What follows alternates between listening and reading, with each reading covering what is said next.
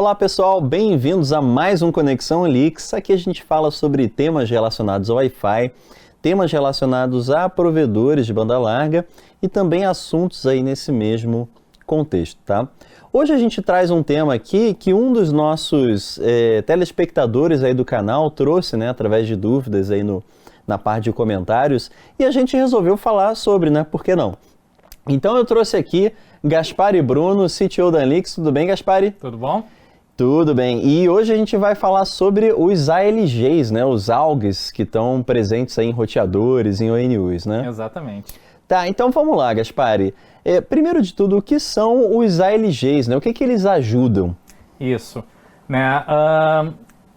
Tudo começou quando a gente tem o problema do NAT, certo? Dentro dos roteadores, né, quando a gente trabalha, né, com IPv4, dentro dos roteadores, a gente tem que fazer a conversão do IP da WAN, daquele IP que está chegando até o roteador, para o IP da máquina que está dentro, né, da LAN do cliente, né, dentro da residência do cliente, certo? Essa conversão de IP, né, do IP externo para dentro do IP interno, ela é feita pelo NAT. Né? O NAT, ele consegue trabalhar até o nível do IP. Ou seja, todo pacote que entra no IP, ele faz a conversão. No entanto, existem alguns protocolos, que a gente chama de protocolos de aplicação, para algumas aplicações, onde a informação do endereço IP ela vem junto dentro da aplicação, dentro do protocolo da aplicação. Então, para o NAT conseguir funcionar e fazer essa troca de dados entre o IP externo com o IP interno, a gente precisa alterar também a informação do protocolo de aplicação.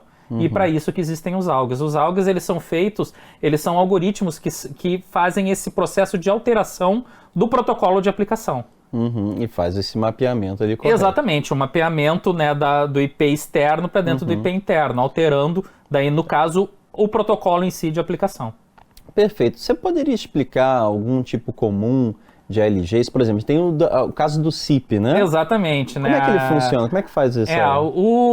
Os primeiros protocolos que foram criados para comunicação VoIP, né, ou até aquelas comunicações de vídeo que a gente tinha antigamente, o H323, que era um protocolo muito utilizado para fazer comunicação de videoconferência, né, eles eram protocolos de aplicação, né, onde eles precisavam da informação do IP de origem do dispositivo. Então é evidente, quando ele está saindo de um desktop ou de um aparelho celular, né, quando tu faz uma comunicação SIP, né, uma comunicação estilo VoIP, certo? Esses pacotes vão sair com o IP do celular, que é um IP da rede interna. Aí quando ele bate no roteador, um ALG para SIP, ele vai fazer a conversão desse IP na aplicação para dentro da rede externa, de modo em que o dispositivo que estiver recebendo esse pacote consiga mandar ele de volta na comunicação. E aí o roteador vai fazer a troca de novo e mandar para dentro da rede interna. Então essas aplicações, principalmente as aplicações que trabalham em tempo real, que nem VoIP, IPTV e coisas do gênero, elas precisam ter um aplicativo que consiga furar esse NAT. Perfeito. Agora, para algumas dessas aplicações, isso, pelo menos em alguns cenários, já foi superado, né? Isso não é necessário, né? Exatamente. Né? Que nem eu falei, o SIP e o H323 eram muito utilizados antigamente, certo? Mas hoje em dia a gente já tem dispositivos que trabalham direto dentro do browser, por exemplo, né? Onde o próprio HTTP já consegue, né? Ele já não precisa mais dessas informações. Então, quando eu tenho comunicações, quando a gente utiliza um Google Meet, por exemplo, ou o próprio WhatsApp, a gente consegue fazer essa comunicação sem precisar mais utilizar esses furos de NAT. Porque esses protocolos já foram desenvolvidos com a ideia de que o IP não vai mais fazer parte do protocolo da aplicação. Eu não preciso mais dessa informação de IP, eu preciso de uma informação só de alto nível do dispositivo do usuário, para poder me comunicar com a residência. Perfeito. Mas em um contraponto, né, dependendo de outras aplicações, isso é necessário. Por exemplo, eu me lembro bem da parte de VPN, né? Dependendo do tipo de VPN, o ALG lá para VPN vai ser necessário. Né? Exatamente. O pessoal começou a chamar isso daí agora dos pass-throughs. Entendeu? Na verdade, VPNs, o point-to-point, o PPTP, que é outro, né, protocolo muito utilizado, que não tem criptografia, né, esses protocolos ainda são amplamente utilizados e eles têm a informação de IP dentro do protocolo de aplicação. Então, quando tu fecha uma VPN, né, o dispositivo interno que está fazendo a comunicação, ele tem um endereço IP interno dele, certo? Que no caso do NAT vai dar problema. Então, o roteador, quando ele faz um VPN pass-through ou um PPTP pass-through, ele precisa alterar esse pacote de aplicação para colocar um endereço IP externo dentro daquele pacote, de modo em que a gente consiga fazer comunicação de múltiplas VPNs para dentro da residência.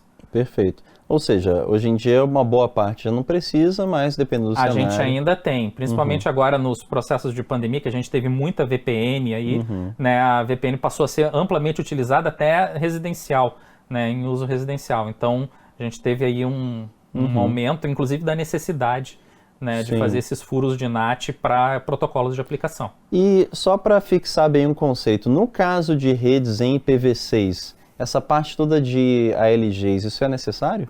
Em IPv6 a gente não tem NAT. Então, no caso do IPv6, o dispositivo interno ele passa a ter um endereço que é acessível pela internet por fora. Né? Então, eu não teria mais a necessidade de utilizar, né, sistemas, algoritmos desse tipo que façam essa alteração. Mesmo no caso de uma VPN, eu vou colocar o endereço IP da rede interna do usuário, que vai ser endereçável por fora. Então, a gente não tem mais essa necessidade. Perfeito. Mas um ponto interessante que a gente tem que levar em consideração é que, assim como o NAT, certo, esses algoritmos, eles exigem processamento do próprio roteador. Certo? Então, assim como o NAT precisa fazer a abertura de cada pacote que está passando para fazer a alteração do endereço IP, no caso desses algoritmos de aplicação que precisam também fazer a abertura de cada pacote, quando tu está trabalhando com uma VPN pass-through, ela é ainda mais onerosa para o roteador no momento que tu precisa decriptografar a VPN também. Sim, isso traz um overhead de processamento. Um overhead grande de processamento para dentro do roteador. Muitos roteadores que têm esse recurso, eles costumam fazer o offload para dentro do hardware. Né? Mas nem todos os roteadores possuem esse recurso. E fazer isso em software é muito oneroso. Entendi. Então, até se não é preciso, né, até bom deixar desativo para não... Exatamente. Desativado, né? Desativado, né, para te não ter... para te não onerar os clientes que não têm essa necessidade. Né? Ou então utilizar IPv6, que é mais tranquilo em cima dessa linha. Sim, perfeito.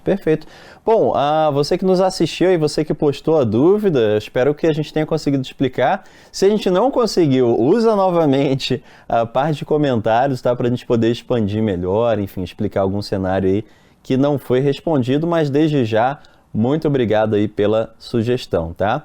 E eu também quero agradecer a você, Gaspar, muito obrigado aí pela explicação, viu? Prazer. E a gente fica por aqui, né? Então, se você gostou do vídeo, deixa o seu like, tá? Se inscreve no canal, tem bastante conteúdo interessante e não perca o próximo vídeo da temporada, tá bom? Um grande abraço e até a próxima.